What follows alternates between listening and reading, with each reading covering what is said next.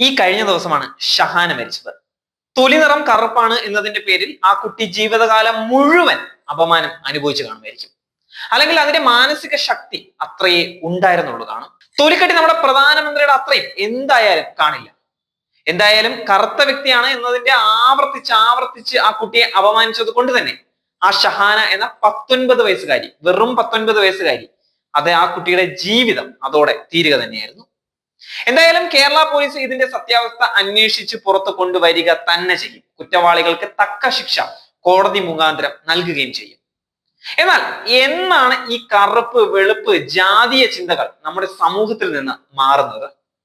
വർഗീയ വിഷം തുപ്പുന്ന PC ജോർജിനെ പോലുള്ളവർ ഈ സമൂഹത്തിൽ ഉള്ളിടത്തോളം കാലം ഇതല്ല ഇതിനപ്പുറവും നടക്കും. അത് തന്നെയാണ് സത്യാവസ്ഥ.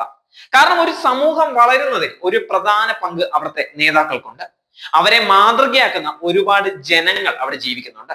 എന്നാൽ വായിൽ ചീത്ത മാത്രം വരുന്ന സുധാകരനും PC ജോർജും സന്ദീപ് വാര്യറും പോലെയുള്ള നേതാക്കൾ കേരള രാഷ്ട്രീയത്തിൽ ഉള്ളിടത്തോളം കാലം സാധാ ജനങ്ങളുടെ അവസ്ഥ എന്തായിരിക്കും എന്ന് പറയേണ്ട കാര്യമില്ല.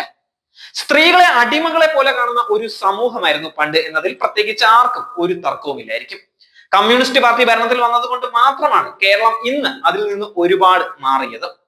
ഇന്നും പല സ്ഥലങ്ങളിലും സ്ത്രീകൾക്ക് പ്രാതിനിധ്യം കൊടുക്കാതെ തഴയപ്പെടുന്നതും നമ്മൾ കാണുന്ന കാര്യം തന്നെയാണ്. എന്തിന് ഘോരം പ്രസംഗിക്കുന്ന ഒരു പാർട്ടിയാണ് BJP. ആ BJPയുടെ കേരളത്തിലെ ഒരു നേതാവാണ് ശോഭ സുരേന്ദ്രൻ.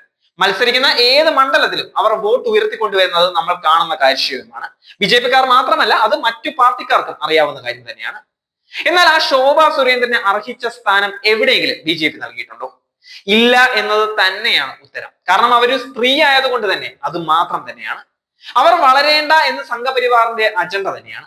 അത് തന്നെയാണ് ഇവിടെ ഷഹാന മരണത്തിൽ നമുക്ക് കാണാൻ സാധിക്കുന്നത്.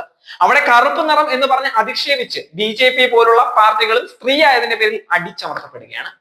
കോൺഗ്രസിന്റെ തലപ്പത്തിരിക്കുന്നവരെ ഒന്ന് ശ്രദ്ധിച്ചു നോക്കിയാൽ മതി. എല്ലാവർക്കും NSSന്റെ പൊന്നോമന പുത്രനാകണം. വട്ടിയൂർക്കാവിൽ VK പ്രശാന്ത് മത്സരിക്കുന്ന സമയത്ത് അത് നായന്മാരുടെ കോട്ടയാണ്, അവിടെ ഒരു ഈഴവൻ ജയിച്ചു വരില്ല എന്ന് പച്ചയ്ക്ക് പറഞ്ഞ നാടാണ്. പിണറായി വിജയനെ ഏതെങ്കിലും ഒരു സംഘടന, NSSO SNDPയോ എന്തോ ആയിക്കൊള്ളട്ടെ, ഏതെങ്കിലും ഒരു സംഘടന അവരുടെ പുത്രനാണ്, പൊന്നോമന പുത്രനാണ് എന്ന് പറയാൻ ധൈര്യപ്പെടുമോ?